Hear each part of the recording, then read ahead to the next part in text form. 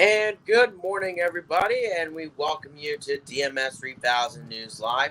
This is episode number 40. And with that, I am your host and moderator for this, which is Brandon Martin. And sorry I didn't do one yesterday because, I was not at 100% though. I'm just gonna quickly say that I basically fell on my bad ankle that I had previous years. Then, I'm bandaged up a bit, and then same with the right leg as well. It was scraped up, so that's why I wasn't gonna be able to do that. So it wasn't at 100%, but I'm doing all right there right now. Just taking it one step at a time. But with that's all that matters. Being on here, give you all everything else. And with that, on today's program, we'll be talking a little bit about the 58th anniversary of Watts riots. That'll be at the 5:30 hour. Then at the 6 o'clock hour, we'll talk about the 50th anniversary of the movie American Graffiti. And then at the 6:30 hour, we'll be celebrating a happy 70th birthday to the immortal Hulk Hogan. Then we'll take a look at this editorial in the last 15 minutes because I know I'll be referring it off to the Dugout Crew podcast from yesterday of what I know we'll be talking about. We got the What Day Is Today, plus the headlines, sports, and other important information. And with that said, let's go ahead and get into the headlines for Friday, August the 11th. Sorry about that, guys. Stand by a little bit.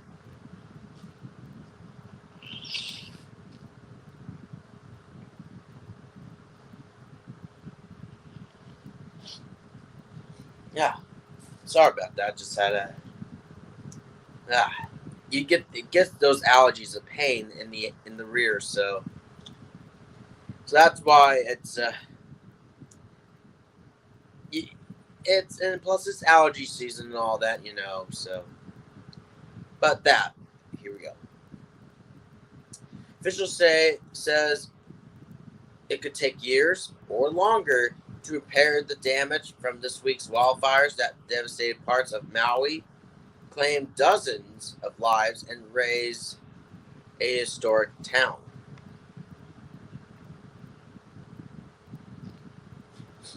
Terrell Williams, who joined the Tennessee Titans in 2018 as a longtime defensive line coach, will step in for head coach Mike Vrabel during Saturday's preseason game against Chicago.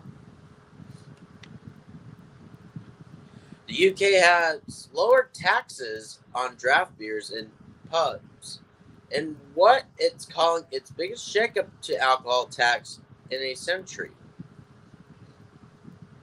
But taxes on other alcoholic beverages are rising, so not everyone is cheering.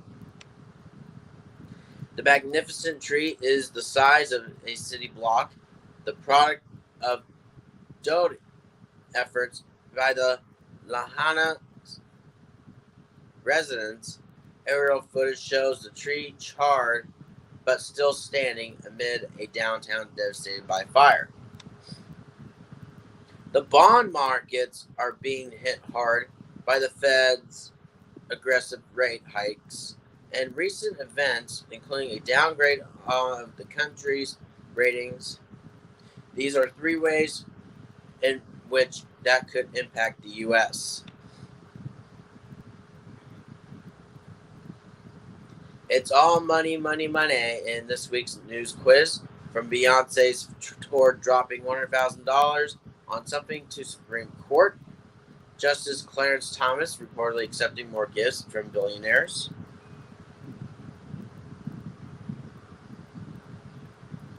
The Perseid meteor shower sends bright streaks shooting across the night sky. Stargazers can watch the shower peak this weekend, but the key, expert says, will be patience.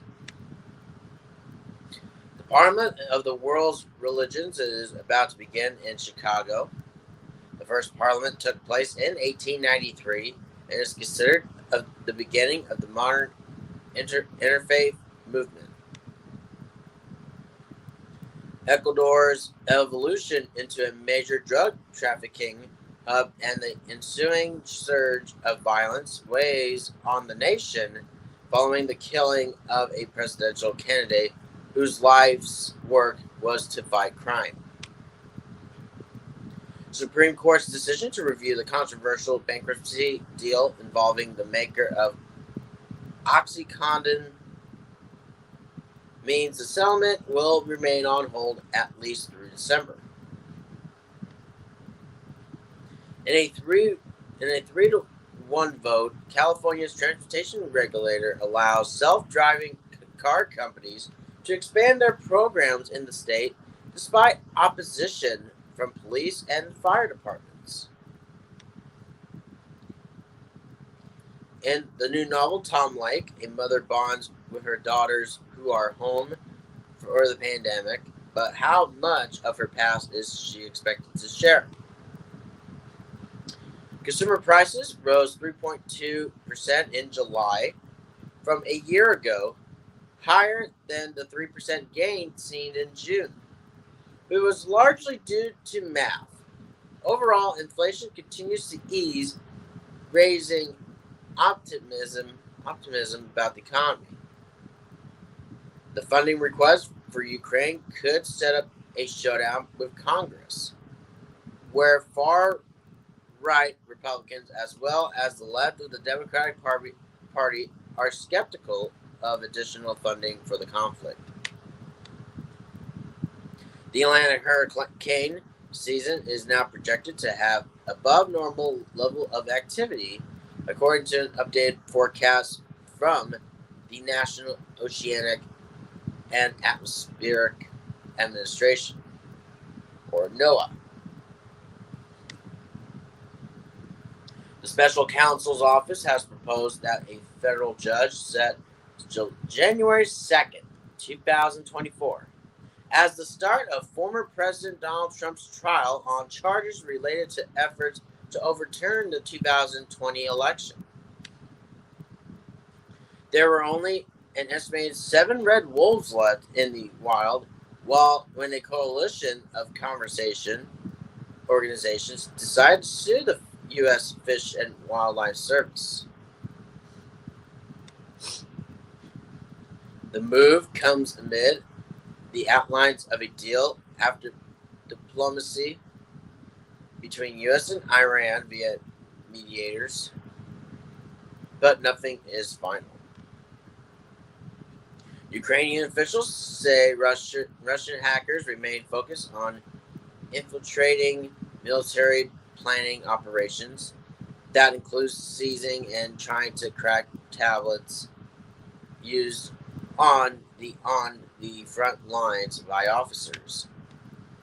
The conservative justice took at least 38 vacations, 26 private jet flights, 8 flights by helicopter, a dozen VIP passes to sporting events, and stays at luxury resorts, according to ProPublica. The 75th Emmy Awards have been rescheduled to broadcast on Monday, January 15, 2024, Martin Luther King Jr. Day.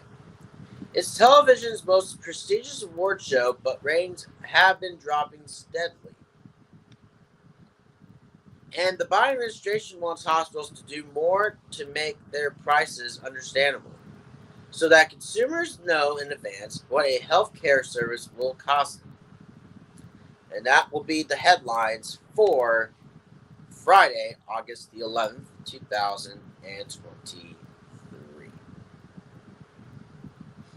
And now we get to the MLB news. We all know football preseason has started, which I'll talk a little bit more about that once we get to there. It is re-ranked time, top 100 and team, top 30 prospects list. This might be the dog days of summer for some, but for us at MLB Pipeline, it's a time for excitement and positive energy. The caffeine, an influx of talent from the recently completed draft, a changing landscape due to the trade deadline, and brand new versions of our top 100 prospects list. All of our top 30 team list and top 10 by positions list. Since our list came out to start the 2023 season, there have been a ton of graduations from the top, with 7 of that top 10 surpassing rookie status, 2 lose prospect status. That's just one of the reasons for a much different looking top of the list this go around. Starting with Orioles phenom Jackson Holliday, who took over the number 1 spot during the season based on the incredible first full season of pro ball he's been having.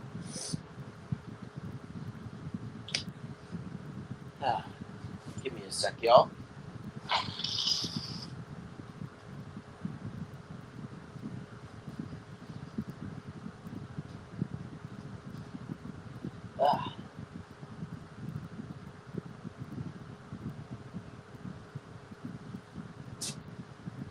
Again, sorry about that.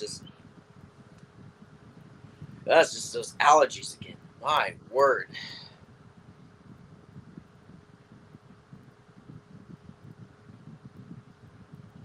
Okay. He's followed by another Jackson, this one with the last name Chourio, the 5-tool Brewers outfield prospect, and that's where things get different. Before we slice and dice the list and totally, let's look at the top 10.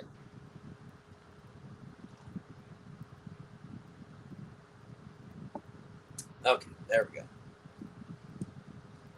Get a little drink out of the way.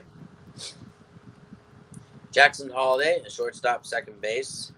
Orioles, established of next year. Jackson Chourio, outfielder for the Brewers. Paul Skenes, right-handed pitcher of the Pirates. Dylan Cruz, outfielder of the Nationals. That'll be the first 4 for 2024. Ethan Salas, catcher for the Pirates. Estimated that'll be 2026. Junior Caminero, third base / shortstop of the Tampa Bay Rays, 2025. James Wood, outfielder of the Nationals, next year, 2024. James Wood, I already just mentioned that name. It's all good. But yeah, Evan Carter, outfielder of the Rangers, same thing, 2024. Jackson Merrill, shortstop of the Padres. And then Jordan Lawler, shortstop of the D-backs, 2024. And we'll just look at the rest of it right here, right now. We have Marcelo Mayer. Marcelo Mayer, actually, excuse me.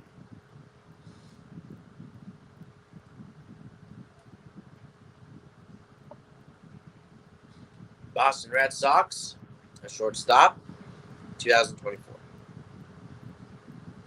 Pete Crow Armstrong, outfielder of the Chicago Cubs, 2024. Wyatt Langford, outfielder of the Texas Rangers, 2025.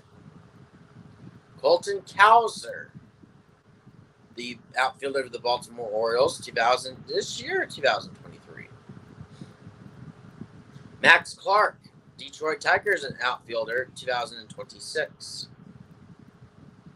Walter Jenkins, outfielder of the Minnesota Twins, 2026. Excuse me. Shortstop Colson Montgomery, Chicago White Sox, 2024. Brooks Lee, shortstop, Minnesota Twins, 2024. Carson Williams, a shortstop of the Tampa Bay Rays, 2025.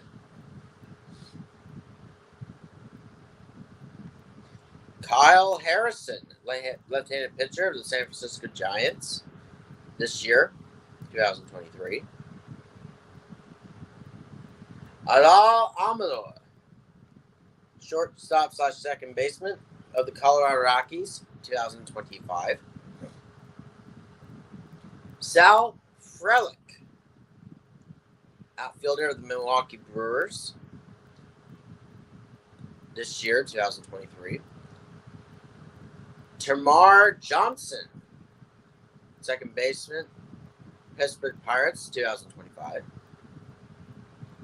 We have Noelvi Marte, third baseman / shortstop of the Cincinnati Reds, 2024. Excuse me. Heston Kjerstad, outfielder of the Baltimore Orioles, 2024. Excuse me.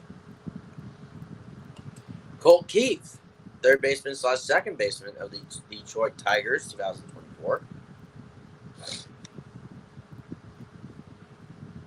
Marco Luciano, shortstop of the San Francisco Giants, 2023. Kobe Mayo. It's Kobe, I meant to say, but that's okay. Kobe Mayo, first baseman / first baseman, Baltimore Orioles, 2024.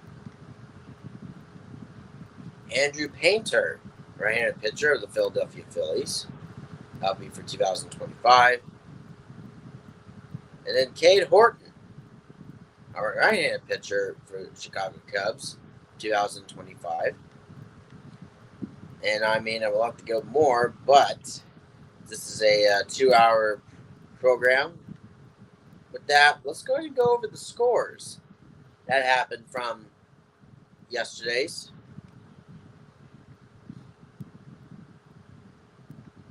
We have the Orioles beating the Astros 5-4. The Pirates beating the Braves 7-5. The Guardians beating the Blue Jays 4-3. Tigers beating the Twins 3-0. The Cardinals beating the Rays 5-2. The Phillies beating the Nationals 6-2. The Red Sox beating the Royals 2-0. And then the Los Angeles Dodgers beating the Rockies 2-1.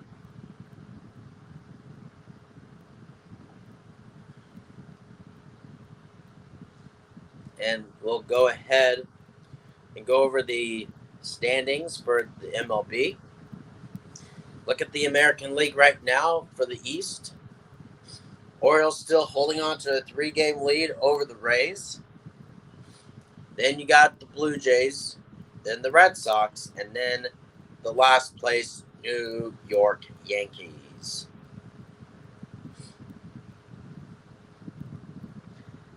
And we have the AL Central. The Twins holding on to a 3.5-game lead over the Guardians. Then Tigers, third. White Sox, fourth. And the Royals, fifth. The AL West, the Texas Rangers still holding on to a 2.5 game lead over the Astros. The Mariners, 7 in a row, continue to be on fire. And that would be third, so 3 games behind the Astros. The Angels, 4th. And the Athletics are dead last. We take a look at the National League, which is now, take a look at the East. The Braves holding on to a 9.5 game lead over the Phillies. The Marlins now at 3rd. Mets 4th, and the Nationals 5th. The NL Central, the Brewers holding on to a 2.5 game lead between a tie of the Chicago Cubs and the Reds. Then we have the Pirates, and then the Cardinals.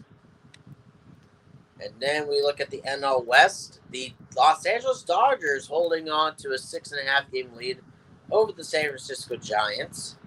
Diamondbacks 3rd, Padres 4th, and the Rockies 5th. Take a look at the wild card standings right now. The Rays and Astros top 2 right now. The Blue Jays have still in that final wild card spot.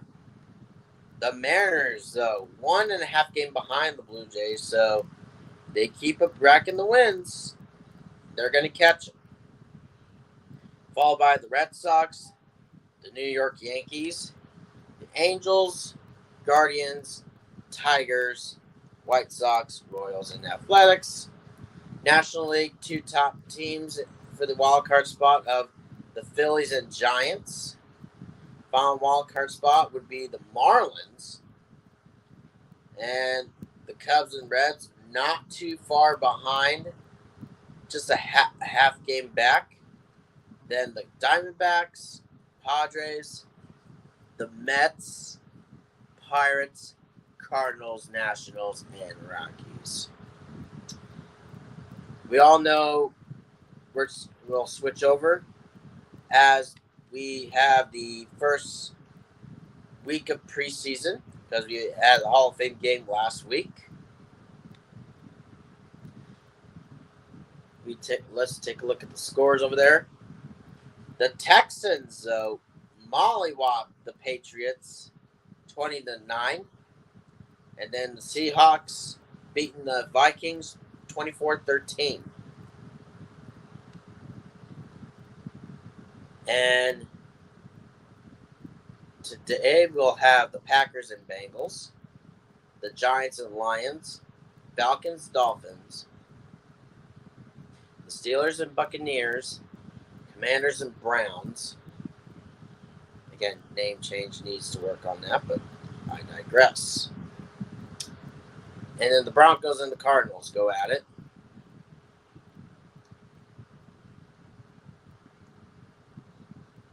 Then take a look at Saturday, just throughout the weekend.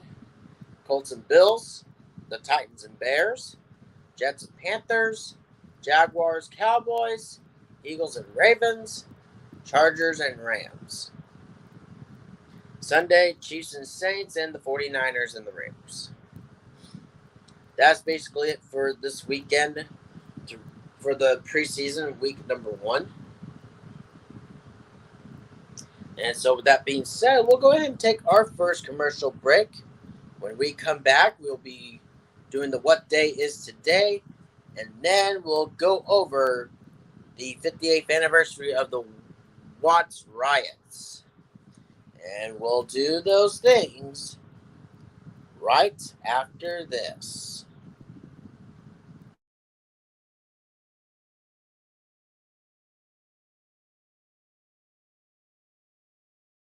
Where do you think really chocolatey chocolate milk comes from? A chocolate cow? In a chocolate field? On a chocolate farm? Near a chocolate stream? Wrong. Really chocolatey chocolate milk comes from where you'd expect it to come from. Hershey, the chocolate people. chocolate milk people, too.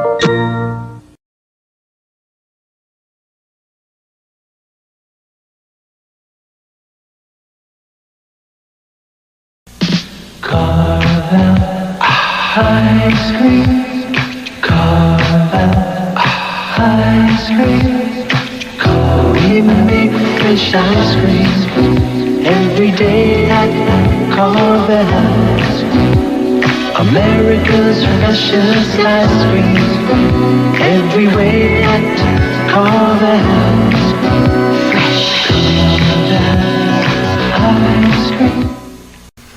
If you used an automatic toilet bowl cleaner that doesn't clean well enough or last long enough, it's like flushing your good money down the drain. Try my 2000 flushes. It has chlorine bleach, the same chemical used to keep swimming pools clean. It works the same way in your toilet bowl. And it works up to 4 months. It really does. With 2000 flushes, it's not your money that goes down the drain, it's the stains. So why buy anything else?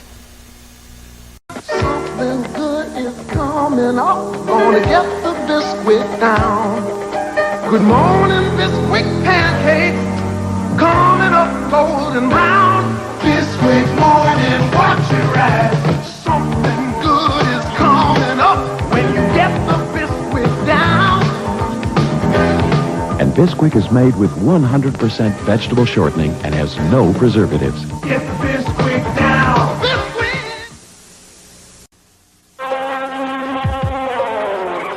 Is watching, Mark and Lewis. St. Louis is watching, Mark and Lewis. Watching the price, giving great advice. Watching the store, to save you so much more. New Mark and Lewis, we always beat the competition. St. Louis is watching. You gotta be kidding. What's in is out, what's out is in. So many trends make my forehead spin. Don't tell me good taste, I know I taste good. While the best thing though is so misunderstood. Just give me what the doctor ordered. Just what the doctor ordered. Just give me a Dr. Pepper. We want it. Whoa, just what the doctor ordered. The taste is made to order. We love it. Whoa, just what the doctor ordered. One reason why Duracell batteries last so long is because we never stop improving them. In fact, today's Duracell batteries will last up to 20% longer than the ones we made just 3 years ago. And we'll keep on improving them. Because on that score, we have a one-track mind. Duracell, the copper top battery. When it comes to making them last longer, we never stop. What's in, hut? Funky chicken! Duck walk! Moonwalk! Disco! Windmill! Air guitar! James Brown! Jimmy plays Monterey! If it's out there, it's in here. The 9X Yellow Pages. Why would anyone need another? The starting lineups are on the floor, and here comes Michael Jordan. Taking time out for breakfast at his regular place, McDonald's. Jordan finds the open man. He goes for two and takes possession of a delicious big breakfast and a hot Egg McMuffin. Jordan sets. He puts it up, and it's good. Jordan scrambles. He sinks it in again. Can he fit that Egg McMuffin in his game plan? Yes! Michael Jordan has carried it off. There's still plenty of time on the clock.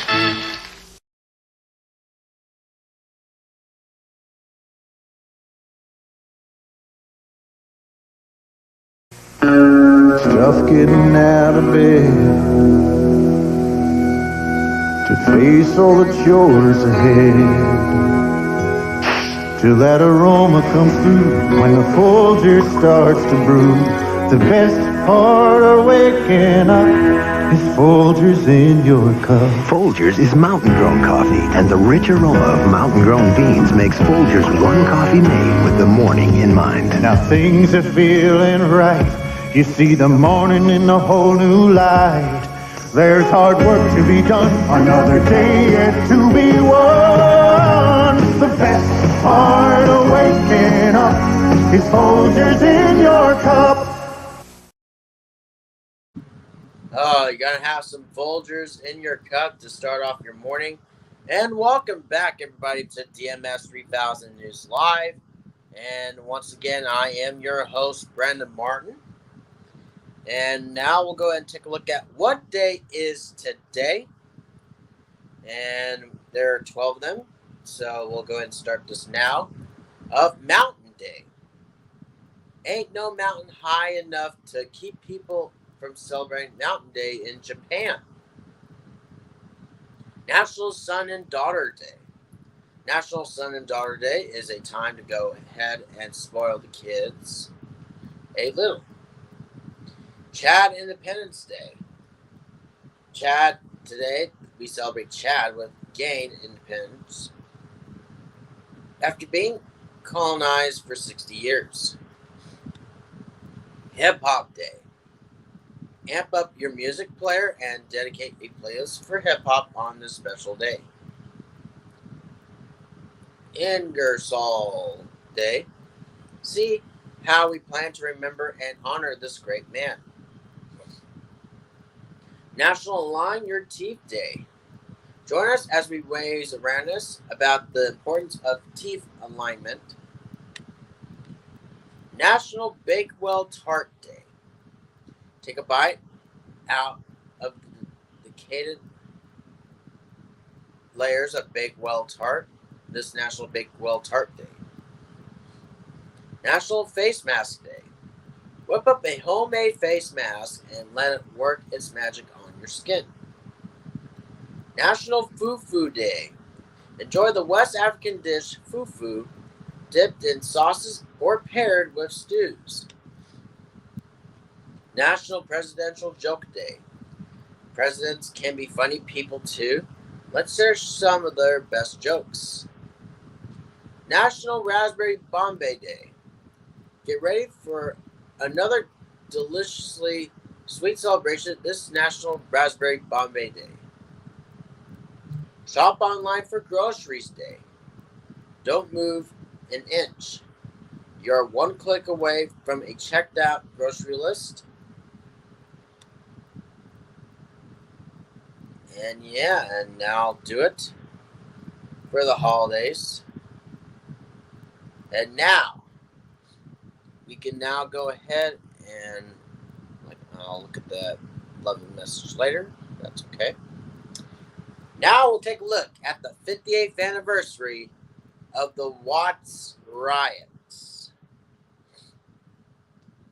The Watts Riots, sometimes referred to as the Watts Rebellion or Watts Uprising, took place in the Watts neighborhood and its surrounding areas of Los Angeles from August 11th to the 16th of 1965. On August 11th, 1965, Marquette Fry, a 21-year-old African-American man, was pulled over for drunken driving. After he failed a field sobriety test, officers attempted to arrest him. Marquette resisted arrest with assistance from his mother, Rena Fry. A physical confrontation ensued in which Marquette was struck in the face with a baton. Meanwhile, a crowd of onlookers had gathered. Rumors spread that the police had kicked a pregnant woman who was present at the scene. 6 days of civil unrest followed, motivated in part of allegations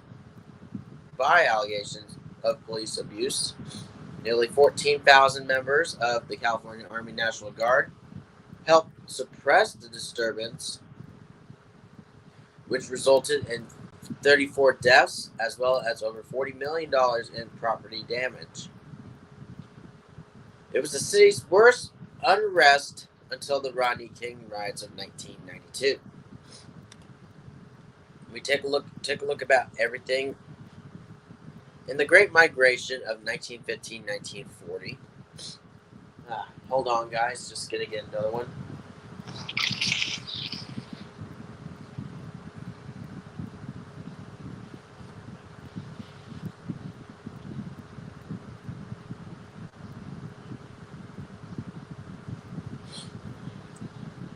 Again, sorry about that.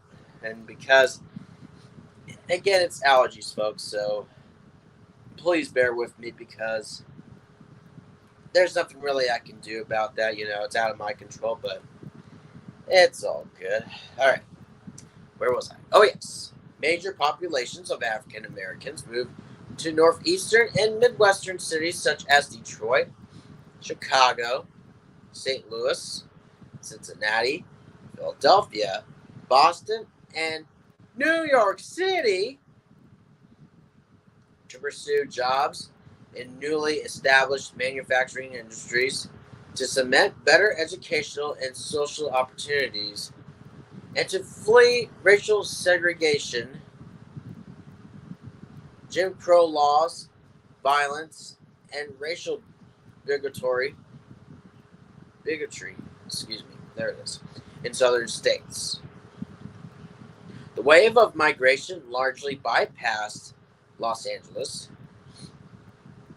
In the 1940s, in the second migration, black workers and families migrated back to the West Coast in large numbers in response to defense industry recruitment efforts. At the start of World War II, President Franklin D. Roosevelt issued Executive Order 8802 directing defense contractors not to discriminate in hiring or promotions, opening up new opportunities for minorities. The black population in Los Angeles dramatically rose from approximately 63,700 in 1940 to about 350,000 in 1965, rising from 4% of LA's population to 14%.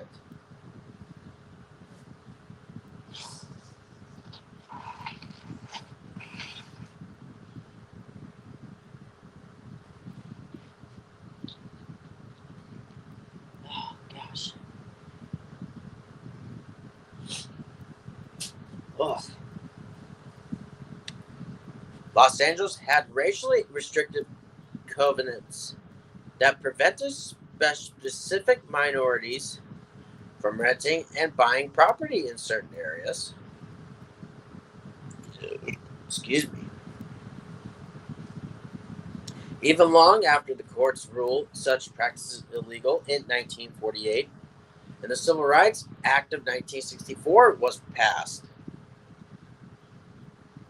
Excuse me.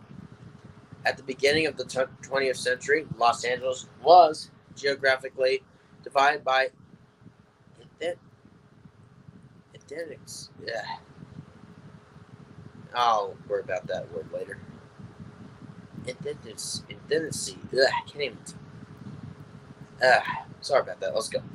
As demographics were being altered by the rapid migration from the Philippines and immigration from Mexico, Japan, Korea, and Southern and Eastern Europe. In 1910s, the city was already 80% covered by racially restrictive covenants in real estate. By the 1940s, 95% of Los Angeles and Southern California housing was off limits due to certain minorities who have served in World War II or worked in LA's defense industries returned to face increasing patterns of discrimination in housing. In addition, they found themselves excluded from the suburbs and restricted to housing in East or South Los Angeles, which includes the Watts neighborhood and Compton. Such real estate practices severely restricted educational and economic opportunities available to the minority community. Following the U.S. entry into World War II, after the attack of Pearl Harbor, the federal government removed and interned 70,000 Japanese Americans from Los Angeles, leaving empty spaces in predominantly Japanese-owned areas. This further bolstered the migration of black residents into the city of during the Second Great Migration to occupy the vacated spaces, such as Little Tokyo. As a result, in housing, South Los Angeles became increasingly scarce, overwhelming the already established communities and providing opportunities for real estate developers. Davenport Builders, for example, was a large developer who responded to the demand with an eye of undeveloped land in Compton, which was originally a mostly white neighborhood in the 1940s. Increasingly became an African American middle class dream in which blue collar laborers could enjoy suburbia away from the slums. Excuse me. In the post World War II era, suburbs in the Los Angeles area grew explosively, as black residents also wanted to live in peaceful white neighborhoods. In a thinly veiled attempt to sustain their way of life and maintain the general peace and prosperity, most of these suburbs barred black people using a variety of methods. White middle-class people in neighborhoods bordering black districts moved en masse to the suburbs, where newer housing was available. The spread of African Americans throughout urban Los Angeles was achieved in large part through blockbusting, a technique whereby real estate speculators would buy a home on an all-white street, sell or rented to a black family, and then buy up remaining homes from Caucasians at cut-rate prices, then sell them to housing-hungry black families at hefty profits. The Rumford Fair Housing Act, designed to remedy residential segregation, was overturned by Proposition 14 in 1964, which was sponsored by the California real estate industry and supported by a majority of white voters. Psychiatrist and civil rights activist Alvin Toussaint considered Proposition 14 to be one of the causes of black rebellion in Watts. In 1950, William H. Parker was appointed and sworn in as Los Angeles Chief of Police after a major scandal called Bloody Christmas of 1951. Parker pushed for more independence from political pressures that would enable him to create a more professionalized police force. The public supported him and voted for charter changes that isolated the police department from the rest of the city government. In the 1960s, the LAPD was promoted as one of the best police forces in the world. Despite its reform of having a professionalized military-like police force, William Parker's LAPD faced repeated criticism from the city's Latino and black residents for police brutality, resulting from his recruiting of officers from the South with strong anti-black and anti-Latino attitudes. Chief Parker coined the term "thin blue ice," representing the police as holding down pervasive crime. Resentment of such long-standing racial injustices is cited as reason why Watts' African-American population exploded on August 11, 1965, in what would become the Watts riots.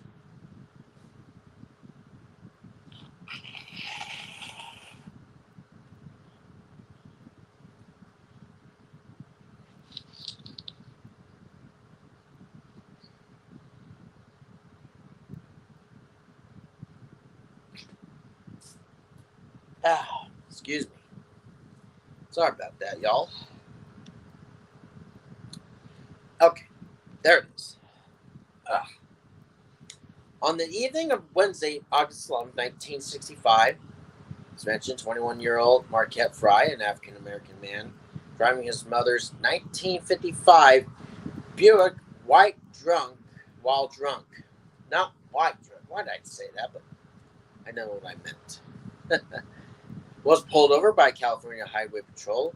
Rookie motorcycle officer Lee Meneses for alleged reckless driving. After Fry failed a field sobriety test, Meneses placed him under arrest and radioed for his vehicle to be impounded. Marquette's brother, Ronald, a passenger in the vehicle, walked to their house nearby, bringing their mother, Raina Price, back with him to the scene of the arrest. Ronald Raina Price reached the intersection of Avalon Boulevard and 116th Street that evening. She scolded Fry about drinking and driving, as he recalled in a 1985 interview with the Orlando Centennial. However, the situation quickly escalated. Someone shoved Price. Fry was struck. Price jumped an officer, and an officer pulled out a shotgun. Backup police officers attempted to arrest Fry by using physical force to subdue him. After community members reported that police had roughed up Fry and shared a rumor they had kicked a pregnant woman, angry mobs formed as the situation intensified. Growing crowds of local residents watching the exchange began yelling and throwing objects at the police officers.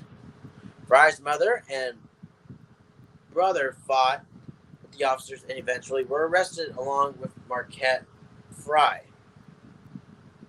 After the arrest of Price and her sons, the Fry brothers, the crowd continued to grow along Avalon Boulevard. Police came to the scene to break up the crowd several times that night, but were attacked when people threw rocks and chunks of concrete. A 46 square mile swath of Los Angeles was transformed into a combat zone during the ensuing 6 days. After a night of increasing unrest, police and local black community leaders held a community meeting on Thursday, August 12th, to discuss an action plan and to urge calm. The meeting failed. Later that day, Chief Parker called for the assistance of the California Army National Guard. Chief Parker believed the riots resembled an insurgency, compared it to fighting the Viet Cong, and to create a paramilitary response to the disorder. Governor Pat Brown declared that law enforcement was confronting guerrillas fighting with gangsters. The rioting intensified, and on Friday, August 13th, about 2,300 National Guardsmen joined the police in trying to maintain order on the streets. Sergeant Ben Dunn said, the streets of Watts resembled an all-out war zone in some far-off foreign country and bore no resemblance to the United States of America.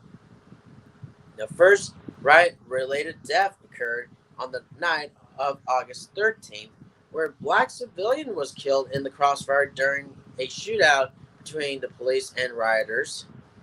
Over the next few days, rioting had then spread throughout other areas, including Pasadena, Palcoma, Monrovia, Long Beach, and even as far as San Diego. Although they were very minor in comparison to Watts, about 200 guardsmen in the LAPD were sent to assist the Long Beach Police Department in controlling the unruly crowd. By nightfall on Saturday, 16,000 law enforcement personnel had been mobilized and patrolled the city. Blockades were established, and warning signs were posted throughout the riot zones, threatening the use of deadly force.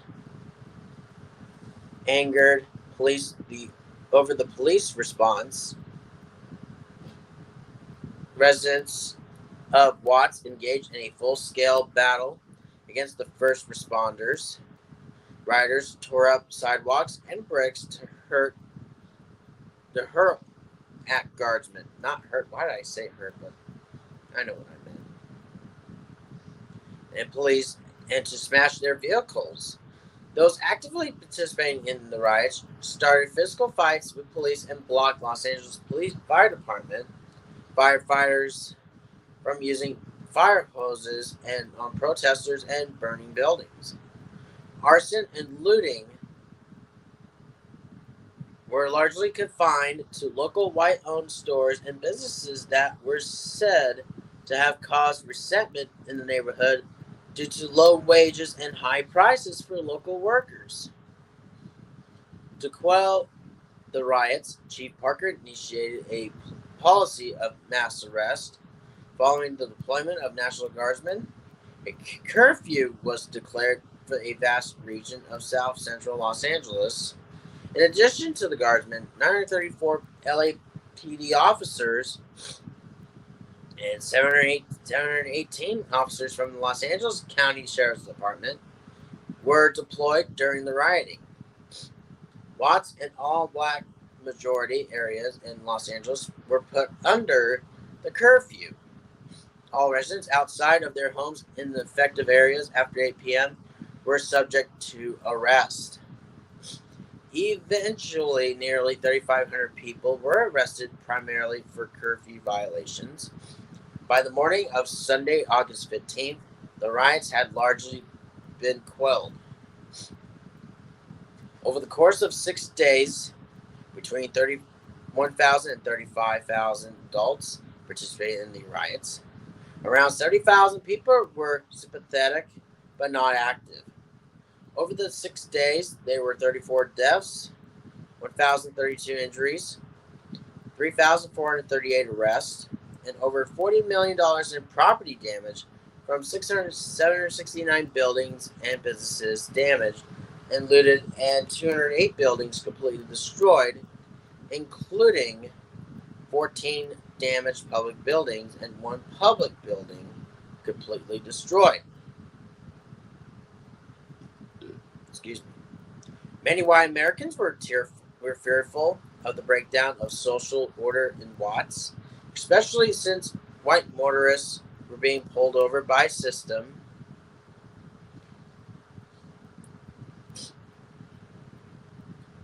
by riders in nearby areas and assaulted.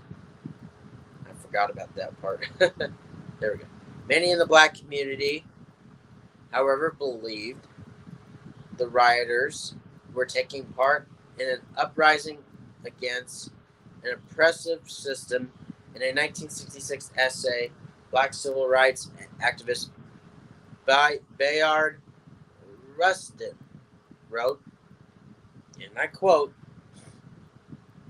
"The whole point of the outbreak in Watts was that it marked the first major rebellion in Negroes against their own masochism and was carried on with the express purpose of asserting that they would no longer quietly submit due to the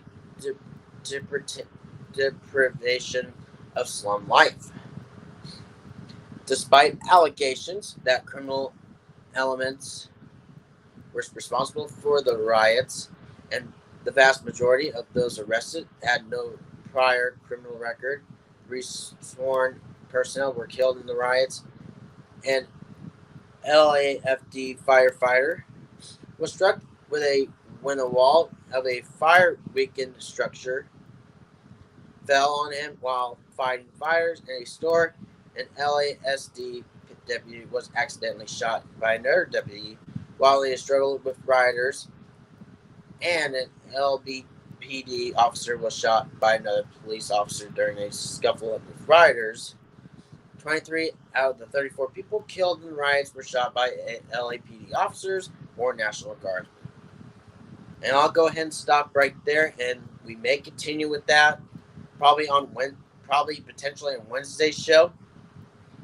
But for now, we'll take a break, and we'll come back with the 50th anniversary of the movie American Graffiti, and we'll do all those things right after this. At the river mouth, the bears catch only the tastiest, most tender salmon, which is exactly what we at John West want.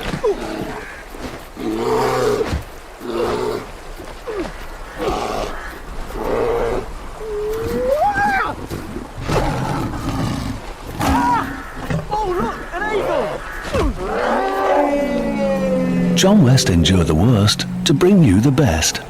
Hello, ladies. Look at your man. Now back to me. Now back at your man. Now back to me. Sadly, he isn't me. But if he stopped using lady-scented body wash and switched to Old Spice, he could smell like he's me. Look down. Back up. Where are you? You're on a boat with the man your man could smell like. What's in your hand? Back at me. I have it. It's an oyster with 2 tickets to that thing you love. Look again.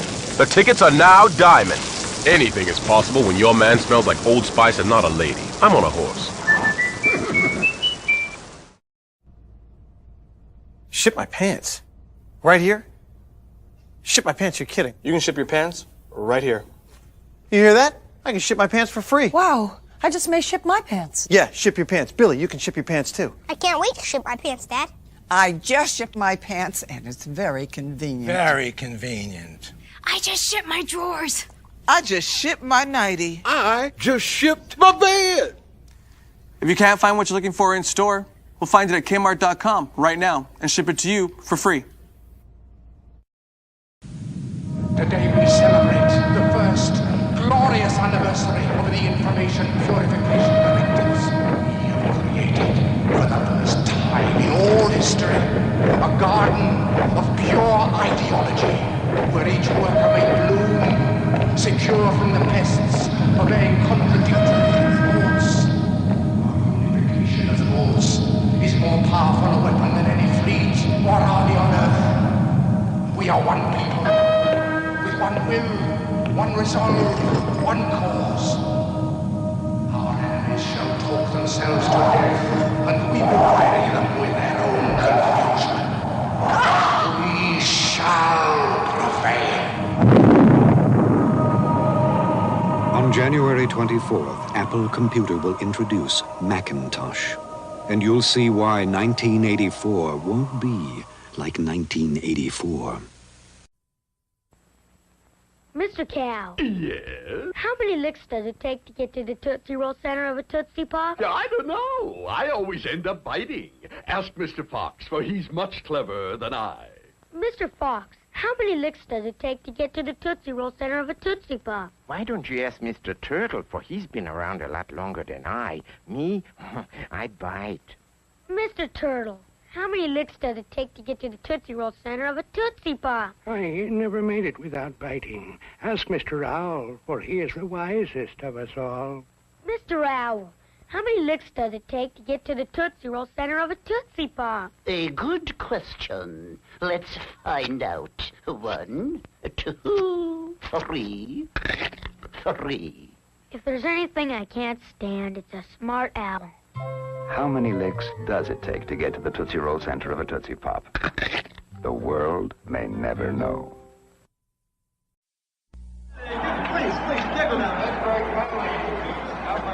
Mr. Green? Mr. Green? Yeah. You need any help? Mm-mm. I just want you to know, I think you're the best ever. Yeah, sure. Want my Coke? It's okay, you can have it. No. Really, you can have it. Okay. A Coke and a smile makes me feel good. Makes me feel nice. See you around. That's the way it should be. I like to see Hey, kid. the whole world is smiling with me. Coca-Cola as life. Have a Coke and Thanks, Mean Joe. smile.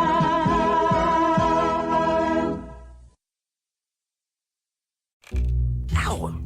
So you think Santa will like these red and green M&Ms? I don't know. I never met the guy. He does exist! They do exist. Santa? Santa. Either way, welcome back once again to DMS 3000 News Live. And yet again, I am your host, Brandon Martin. And now let's go ahead and take a look at the 50th anniversary of the movie American Graffiti. American Graffiti is a 1973 American coming-of-age comedy drama film directed by George Lucas, produced by Francis Ford Coppola, written by Willard Hook, Gloria Katz, and Lucas, and starring Richard Dreyfuss, Ron Howard, Paul Lamall, Harrison Ford, Charles Martin Smith, Cindy Williams, Candy Clark, Mackenzie Phillips, Bo Hopkins, and Wolfman Jack. Set in Modesto, California in 1962. The film is a study of the cruising and early rock and roll cultures popular among Lucas's age group at the time. At that time, through a series of vignettes, it tells the story of a group of teenagers and their adventures over the course of a night. While Lucas was working on his first film, THX 1138, Coppola asked him to write a coming-of-age film. The genesis of American Graffiti took place in Modesto in the early 1960s. During Lucas's teenage years, he was unsuccessful in pitching the concept of financiers and distributors, but found favor at Universal Pictures after every other major film studio turned him down. Filming began in St. Rafael, California, but the production crew was denied permission to shoot beyond a second day. As a result, production was moved to Petaluma. The film is the first movie to be produced by George Lucasfilm. American Graffiti premiered on August 2nd, 1973 at the Locarno International Film Festival in Switzerland and was released on August 11th to this day, 1973, in the United States. The film received widespread critical acclaim and was nominated for the Academy Award for Best Picture, produced on a $777,000 budget. It has become one of the most profitable films ever since its initial release. American Graffiti has earned an estimated return well over $200 million in box office gross and home video sales, not including merchandising. In 1995, the film was selected for preservation in the National Film Registry. A sequel, More American Graffiti, was released in 1979.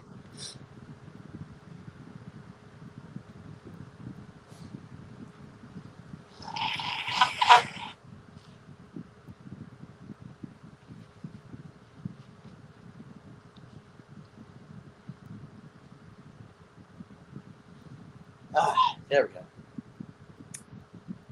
Again, apologies in advance. Look at the plot. On their last evening of summer vacation in 1962, high school graduates Kurt Henderson and Steve Bolander meet two other friends, confident drag racing king John Milner, an unpopular... I was about to sneeze there. Ooh. And unpopular but well-meaning Terry the Toad Fields in the parking lot of Mel's Drive-In in Modesto, California. Steve and Kurt are to travel back east in the morning and start college, but the latter has second thoughts about leaving. Lori, Steve's girlfriend, and Kurt's sister arrives moments later, Steve suggesting to her that they seek other people while he is away at college to strengthen their relationship. Though not openly upset, it affects her interactions with him through the night. Kurt, Steve, and Lori attend the high school sock hop. En route, Kurt sees a beautiful blonde woman driving a white Ford Thunderbird next to them, who mouths, "I love you," before turning a right. The interaction causes Kurt to desperately search for her throughout the night. After leaving the hop, he is coerced into joining a group of greasers called the Pharaohs, who forced him into several tasks, including stealing coins from arcade machines and hooking a chain to the police car, ripping out its back axle.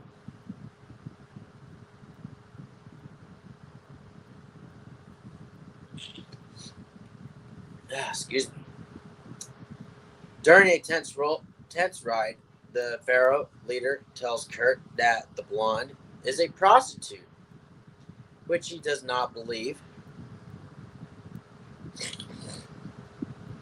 With Steve allowing Terry to take care of his car while he's studying at college, Terry cruises around the strip and picks up rebellious Debbie, now calling himself Terry the Tiger. He attempts all night to impress her by lying about the car being his and purchasing alcohol with no ID.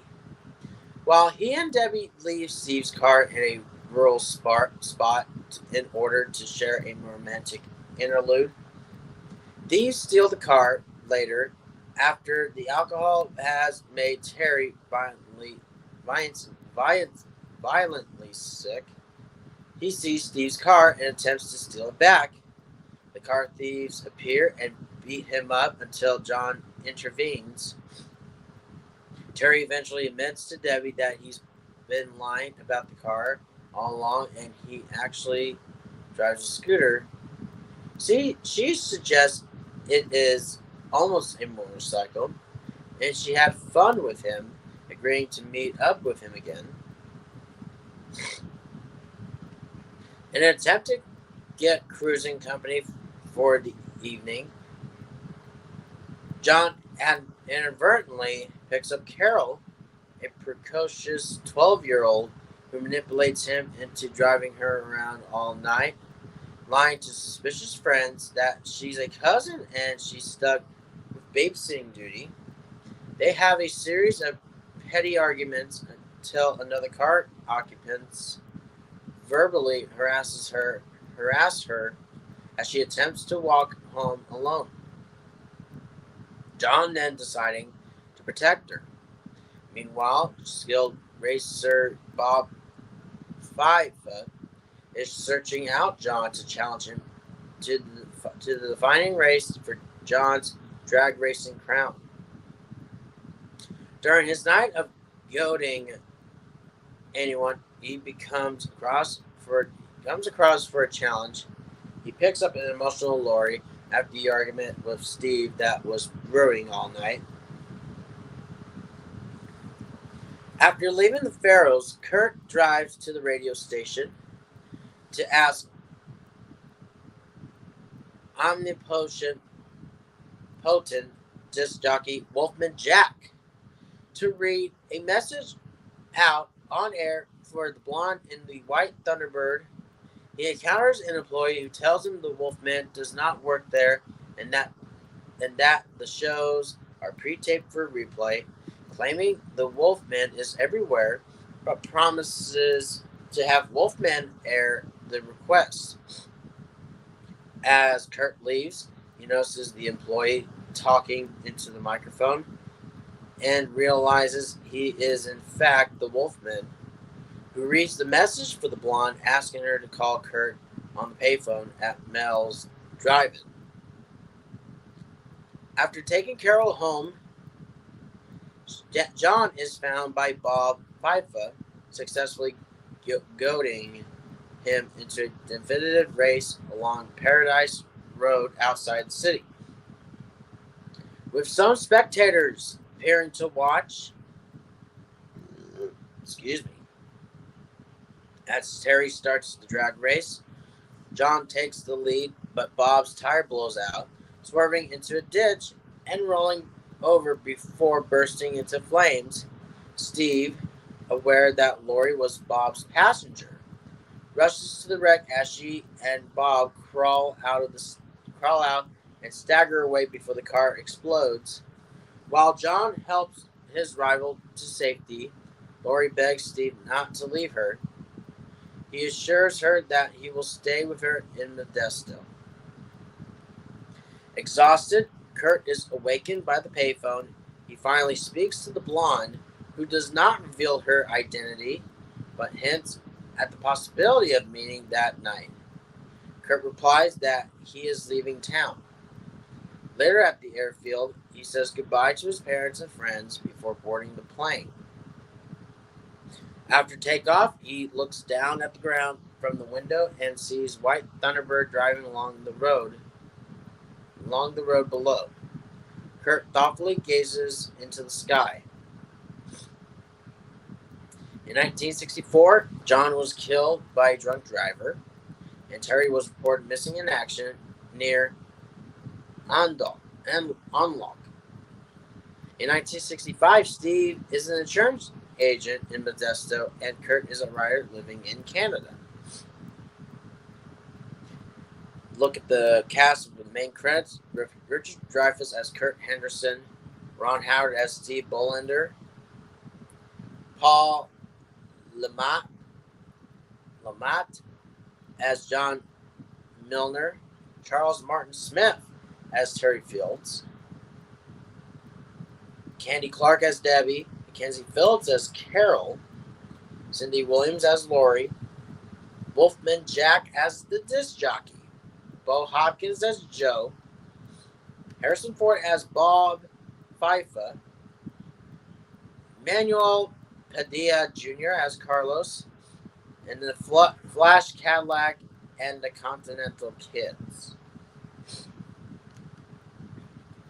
Notable essential: Jana Bellin as Buddha, Lynn Murray Stewart as Bobby, Kathleen Quinlan as Peg, Scott Beast as Mr. Gordon, Susan Richardson as Judy,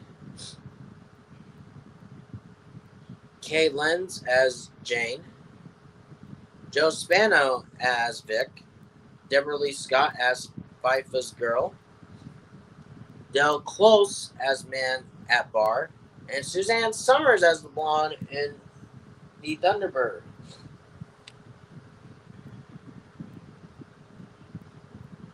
The inspiration during the production of THX 1138, producer Francis Ford Coppola challenged co-writer/director George Lucas to write a script that would appeal to mainstream audiences. Lucas embraced the idea, using his early 1960s teenage experiences cruising in Modesto, California.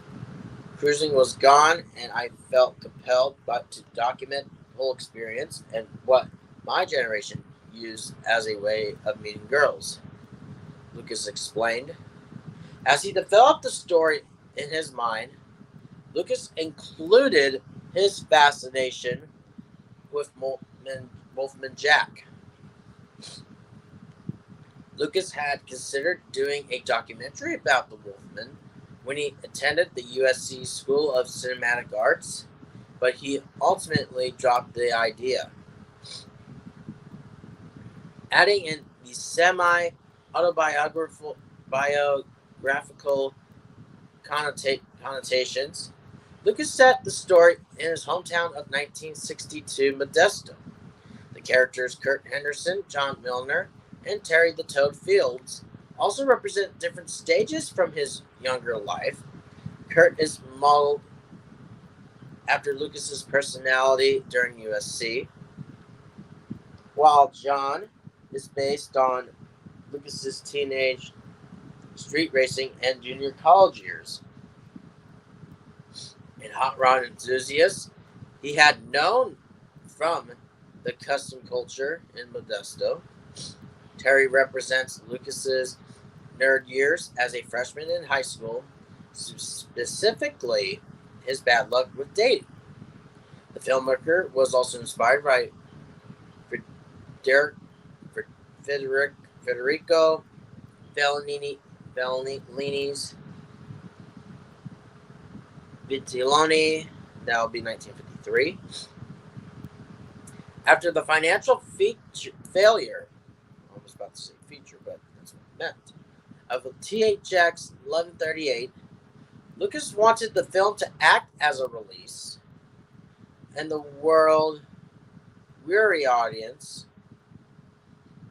THX was about real things that were going on and the problems we're faced with. I realized after making THX that those problems are so real that most of us have to face those things every day. So we're in a constant state of frustration. That's just make us more depressed than we were before. So I made a film where essentially we can get rid of some of those frustrations, feeling that everything seems futile.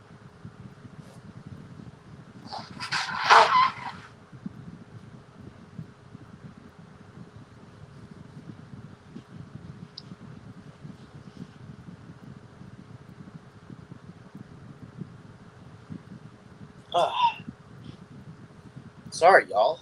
My goodness. Ooh.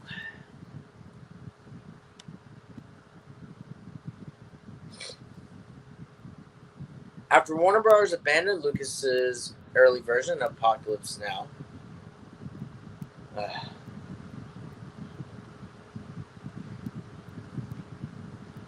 the filmmaker decided to continue developing another Quiet Night in Modesto, eventually changing its title to American Graffiti.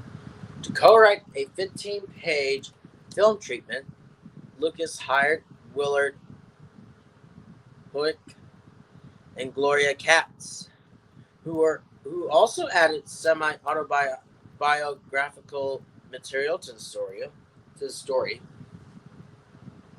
Lucas and his colleague Gary Kurtz began pitching the American Graffiti treatment to various Hollywood studios and production companies in an attempt to secure the financing needed to expand it into a screenplay. But they were unsuccessful. But the potential financiers were concerned that music licensing costs would cause the film to go way over budget. Along with Easy Rider, American Graffiti was one of the first films to eschew a traditional film score and successfully rely instead of synchronizing a series of popular hit songs with individual scenes. THX 1138 was released in March 1971, and Lucas was offered opportunities to direct Lady Ice, Tommy, or Hair. He turned down those offers, determined to pursue his own projects, despite his urgent desire to find another film to direct. During this time, Lucas conceived the idea for a space opera, which later became the basis for a Star Wars franchise. At the 1971 Cannes Film Festival, THX was chosen for the director's fortnight, and no, not the other word, competition. There, Lucas met David Picker, the president of United Artists, who was intrigued by American Graffiti and Lucas's space opera. Picker decided to give Lucas $10,000 to develop Graffiti as a screenplay. Lucas planned to spend another 5 weeks in Europe and hoped that Hook and Katz would agree to finish the screenplay by the time he returned, but they were about to start on their own film, Messiah of Evil. So Lucas hired Richard Walter, a colleague from the USC School of Cinematic Arts, for the job. Walter was flattered, but initially tried to sell Lucas on a different screenplay called Barry and the Persuasions. And a story of East Coast teenagers in the late 1950s. Lucas held film firm. His was a story about West Coast teenagers in the early 1960s. Walter was paid the $10,000, and he began to expand the Lucas, Hoyok, and Katz treatment into a screenplay. Lucas was dismayed when he returned to America in June 1971 and read Walter's script, which was written in the style and tone of an exploitation film, similar to 1967's Hot Rods to Hell. It was overtly sexual and very fantasy-like, with playing chicken and things that kid didn't really do.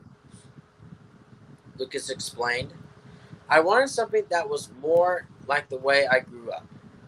Walter's script also had Steve and Lori going to Nevada to get married without their parents' permission. Walter rewrote the screenplay, but Lucas nevertheless fired him due to their creative differences. After paying Walter, Lucas had exhausted his development fund from United Artists. He began writing a script, completing his first draft in just 3 weeks, drawing upon his large collection of vintage records. Lucas wrote each scene with a particular song in mind as its musical backdrop. The cost of licensing of 75 songs Lucas wanted was one factor in United Artists' ultimate decision to reject the script.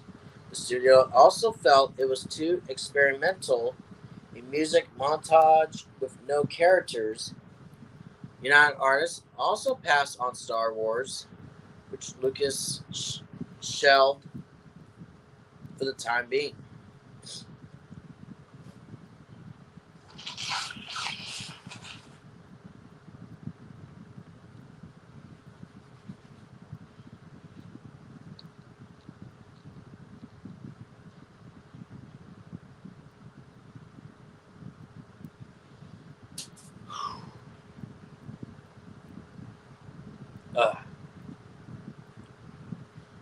Excuse me, y'all.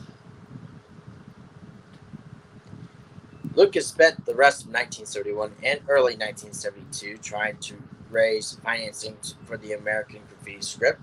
During this time, Metro-Goldwyn-Mayer, Paramount Pictures, 20th Century Fox, and Columbia Pictures all turned down the opportunity to co-finance and distribute the film. Lucas, Hoyok, and Katz rewrote the second draft together, which, in addition to Modesto, was also set in Millie Valley in Los Angeles. Lucas also intended to end American Graffiti, showing a title card detailing the fate of the characters, including the death of Milner and the disappearance of Toad in Vietnam. Hoyok and Katz found the ending depressing and were incredulous that Lucas planned to include only the male characters. Lucas argued that mentioning the girls meant adding another title card, which he felt would prolong the ending. Because of this, Pauline Kael later accused Lucas of chauvinism.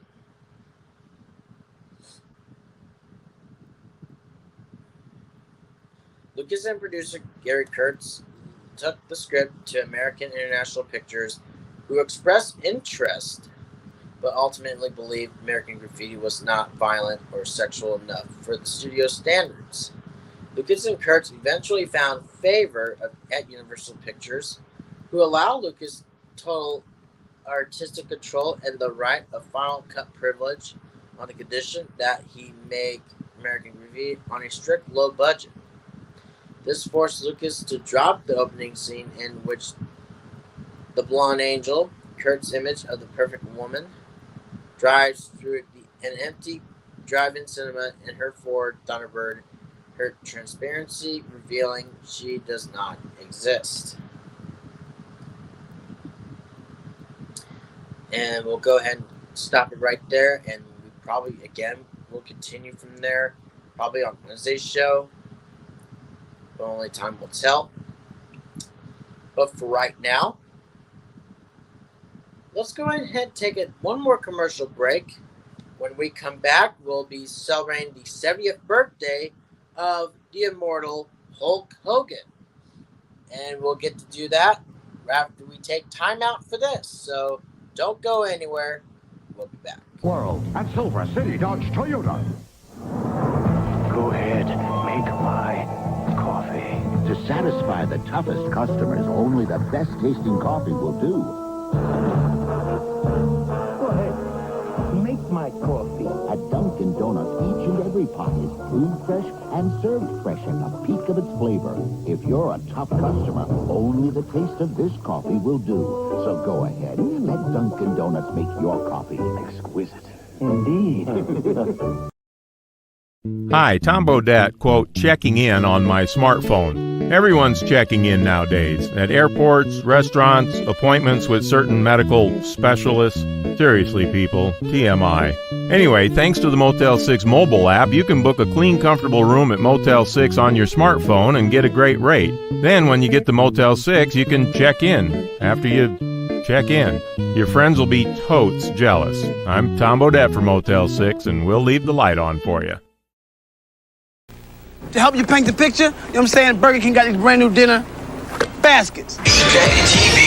I love this place. Not hoops, baskets. You know, if you come in between the hours of 4 to 8, you get like these dinner baskets. Get a chicken dinner basket, shrimp dinner basket, Whopper dinner basket, or steak dinner basket. All right, who ordered the chicken? Who got the Whopper dinner basket? You get a choice of salad or coleslaw, baked potato or French fries. So you like having it like your way. Yes, my way. I love this place. I love it more than you do. The fun is back, oh yes siree. It's the 2600 from Atari. It's the video system with classics galore, from Space Invaders to cars that roar. A real hip joystick controls the screen. Solaris is hot and Midnight Magic's mean. And one more thing, it's got a special low price, under $50. $50? Now isn't that nice? The fun is back, oh yes siree. It's the 2600 from Atari. Tire Kingdom, tires, tires, tires, tires. If tires are what you need, the lowest price is guaranteed. At Tire Kingdom, the best tires at the best price. No hassle service, and we always treat you nice. Ooh, Tire Kingdom, tires, tires, tires, tires.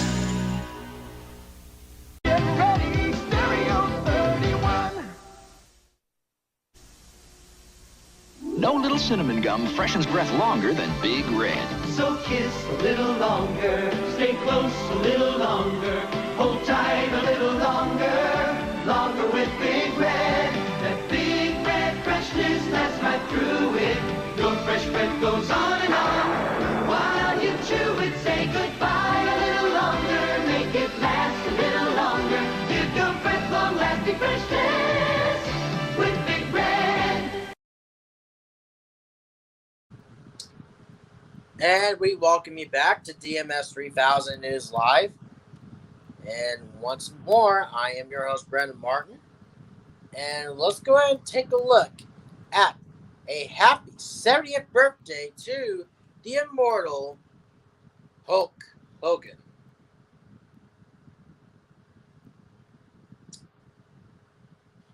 Terry Gene Bollea, better known by his ring name, Hulk Hogan, is an American retired professional wrestler.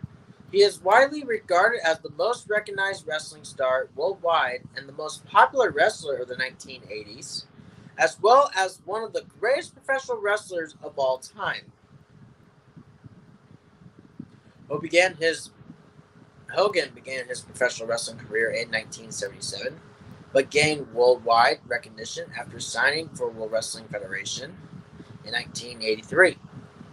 There, his persona as a heroic All-American helped usher in the 1980s professional wrestling boom, where he headlined a record 8 editions of WWF's flagship annual event, WrestleMania. Hogan was also a regular headliner of Saturday night's Main Event and its spin-off, The Main Event, in which he headlined 31 editions of both shows combined. During his initial run, he won the WWF Championship 5 times, with his first reign being the second longest in the championship's history. He is the first wrestler to win consecutive Royal Rumble matches, winning in 1990 and 91. His match with Andre the Giant on WWF The Main Event on February 5th, 1988, still holds American television viewership records for wrestling with a 15.2 Nielsen rating and 33 million viewers. In 1993, Hogan departed the WWF to pursue a career in film and television. He was lured back into the ring where he signed with Bravo Promotion World Championship Wrestling in 1994.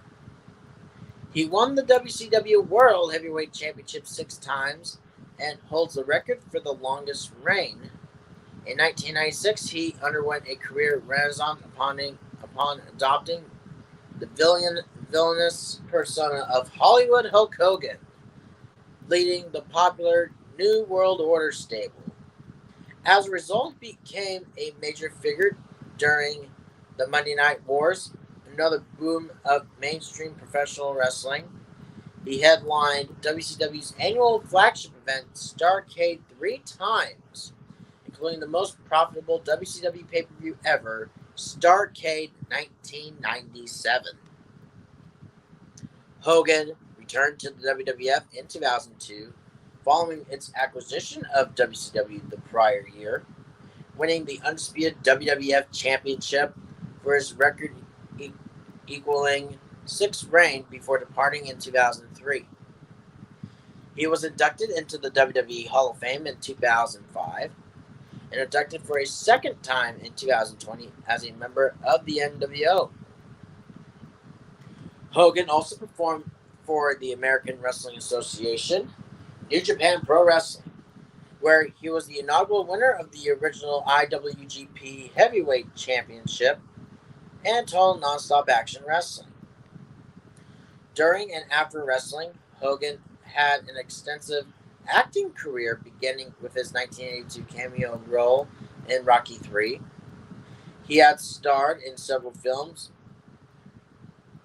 and 3 television shows, as well as in Right Guard commercials and video game Hulk Hogan's Main Event. He was the frontman for the wrestling boot brand, whose sole record, Hulk Rules, reached number 12 on the Billboard Top Kid Audio chart in 1995. Hogan was born in Augusta, Georgia on August 11, 1953, the son of construction foreman Pietro Peter Bollea, of Italian descent, and homemaker and dance teacher Ruth V. Bollea, of Scottish and French descent. Where he was 1.5 years old, his family moved to Port Tampa, Florida. As a boy, he was a pitcher in Little League Baseball. He attracted scouts from the New York Yankees and the Cincinnati Reds, but an injury ended his baseball career.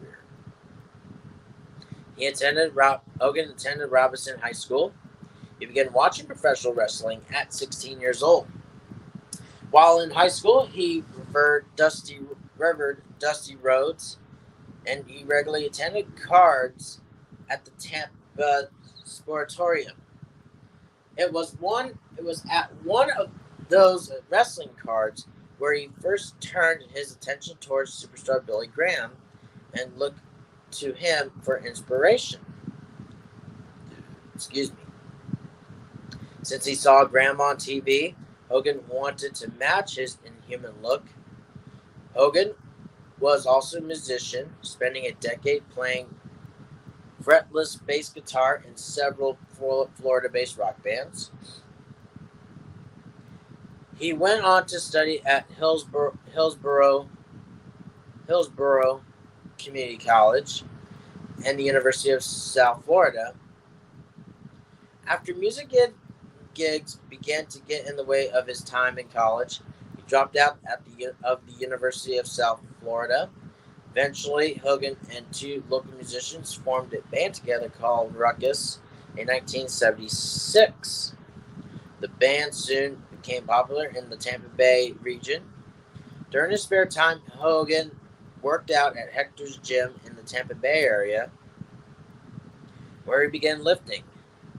Many of the wrestlers who were competing in the Florida region visited the bars where Ruckus was performing. Among those attending his performances were Jack and Gerald Briscoe, two brothers who wrestled together as a tag team in the Florida region.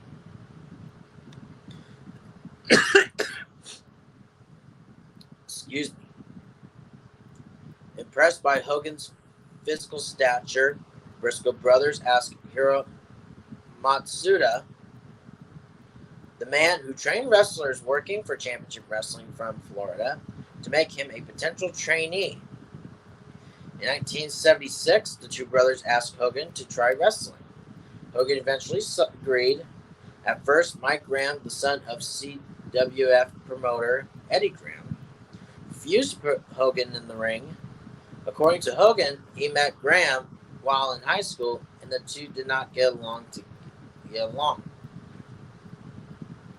After Hogan quit Ruckus and started telling people in town that he was going to be a professional wrestler, Graham finally agreed to accept the Briscoe brothers' request. Take a look at his early years in mid-1977. After training for more than a year with Matsuda, the Briscoe brothers dropped by Matsuda's gym to see Hogan. During this visit, Jack Briscoe handed Hogan a pair of wrestling boots and informed him that he was scheduled to wrestle his first match the following week. In his professional wrestling debut, Eddie Graham booked him against Brian Blair in Fort Myers, Florida.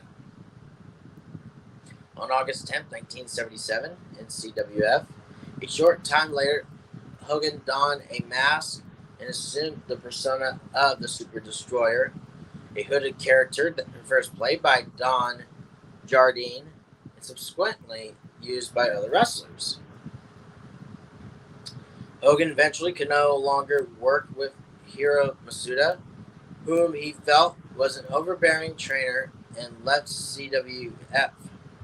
After declining an offer to wrestle for the Kansas City circuit, Hogan took a hiatus from wrestling and managed the Anchor Club, a private club in Cocoa Beach, Florida, for a man named Whitey Bridges. Eventually, Whitey and Hogan became close friends and opened a gym together.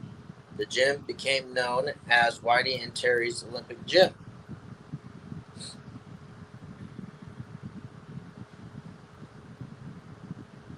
Soon after, Hogan's friend Ed Leslie came to Cocoa Beach to help Hogan and Bridges manage both the Anchor Club and the Whitey and Terry's Olympic Gym. In his spare time, he and Leslie worked out in the gym together, and eventually Beefcake developed a muscular physique.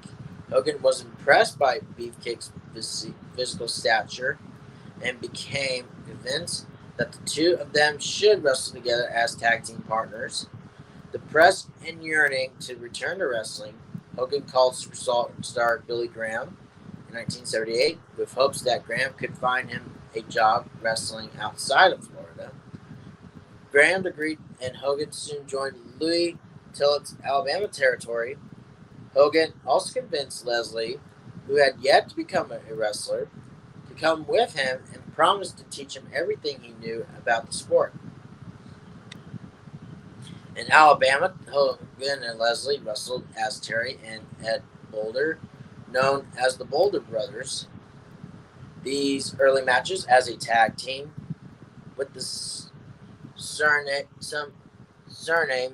Boulder being used by both men, prompted a rumor among wrestling fans unaware of the inner workings of the sport that Hogan and Leslie were brothers, as few people actually knew their first real names outside of immediate friends,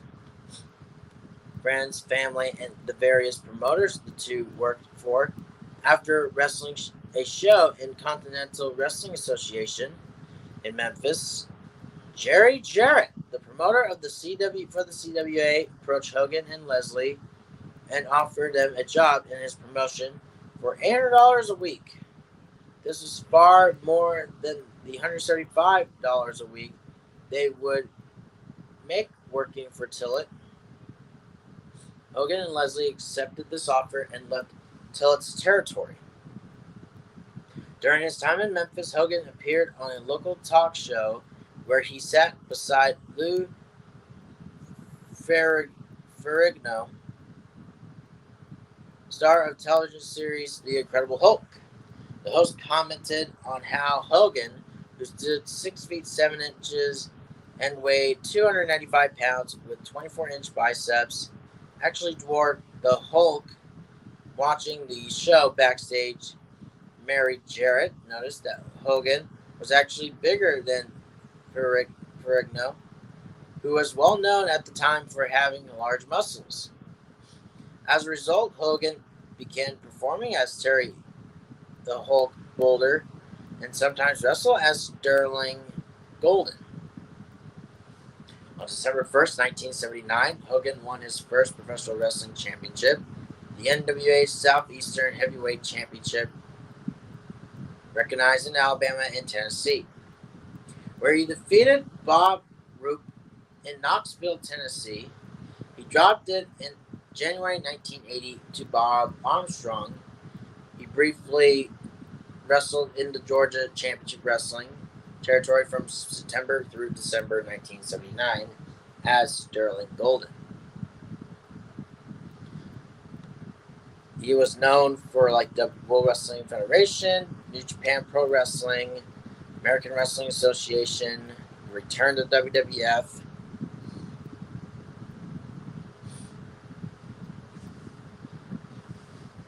And then we all know the Mega Powers, International Reign. The Fallen Reigns as the WWF champion. Returned to New Japan Pro Wrestling, then World Championship Wrestling. New World Order was around. Post WCW endeavors. WWF, WWE. Then second return to New Japan Pro Wrestling. TNA. Third run to WWE. Memphis Wrestling. Hulkamania, Let the Battle Begin.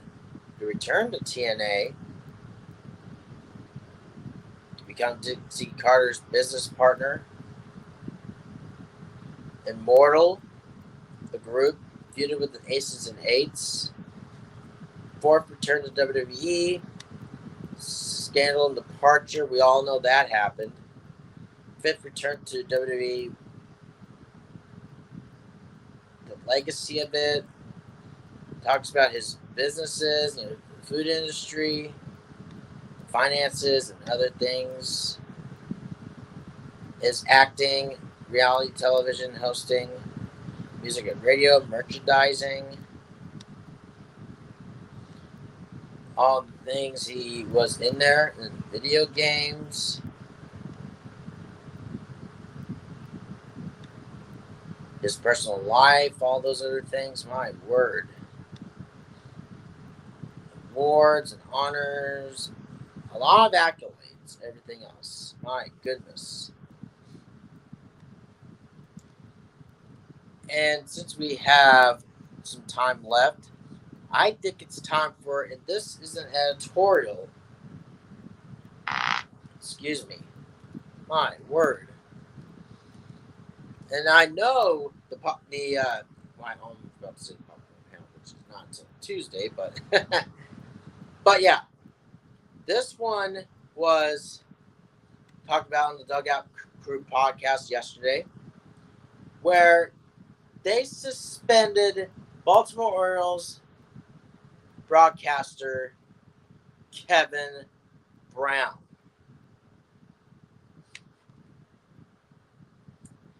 Basically, what he did, though, let me just try to think of it. Oh, yeah. He basically was, for Kevin Brown, with the lack of previous wins. And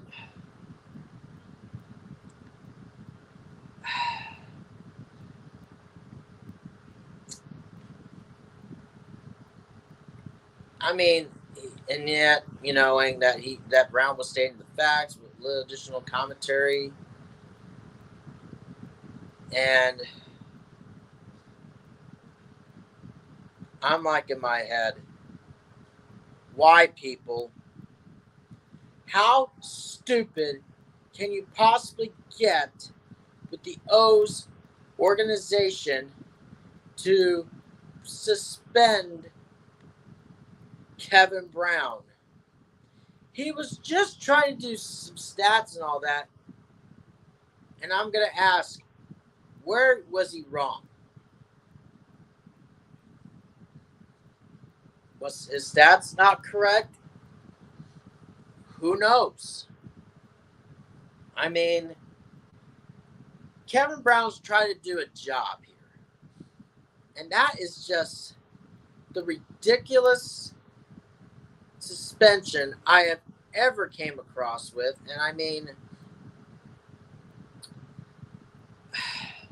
I just don't get it with the Orioles organization. I really don't. But I will say this. This year, for baseball, I'll give the Orioles credit when credit is due with their record. But that's besides the point. Kevin Brown.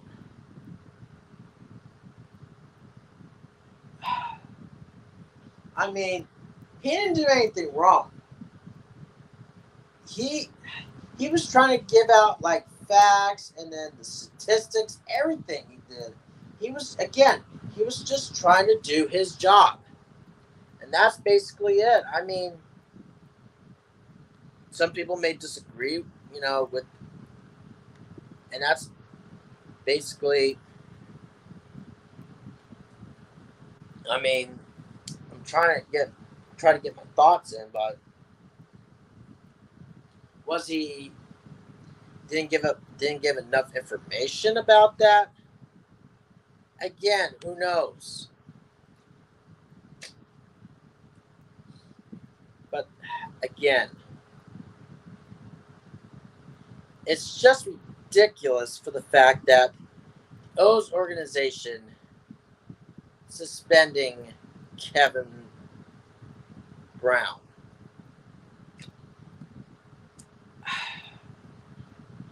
I'm not happy.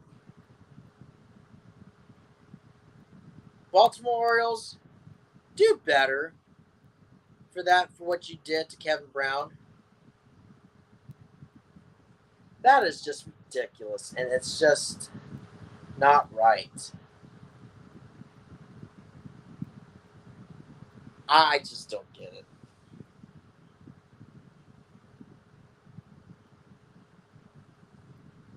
But yeah, I'm done with this, and I really am. And with that, that's going to do it for DMS 3000 News Live for August 11, 2023. And if you like this, please go and give us a thumbs up. And please like this video. Leave a comment. And if you're... excuse me. Oh, excuse me too. Oh my gosh. And if you're brand new to the David 3000 Network, make sure to subscribe. And also don't forget to tap that notification bell under the David 3000 Network on your YouTube app so you'll never miss an upload or a live stream.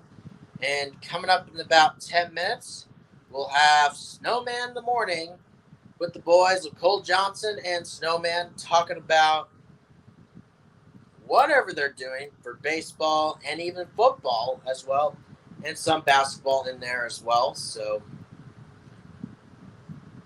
and then many other programs that'll be coming up later on today and tonight on the David 3000 Network. So for right now, I'm Brennan Martin. You'll get to see me on Wednesday, probably not Thursday, but you'll get to see Jason DeCanio this coming Monday and Tuesday. So with that being said, have a great weekend, everybody, and you'll get to see me Wednesday, and you'll get to see Jason DeCanio Monday and Tuesday. So with that, have a great rest of your day, and you'll get to see this on Monday and Tuesday with Jason DeCanio. So have a great morning, everybody.